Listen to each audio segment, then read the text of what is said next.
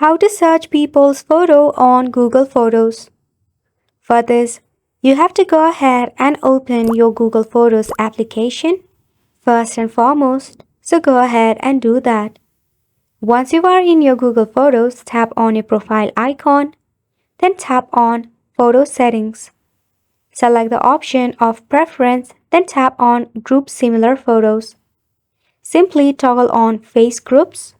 And now once you have toggled on this option, Google Photo will automatically make a folder with similar photograph or the faces of the same people.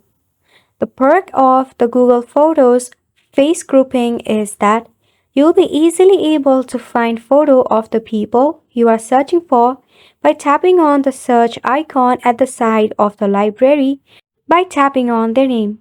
However, you also have to rename the folder of a specific person to their designated name to figure out the search process as well.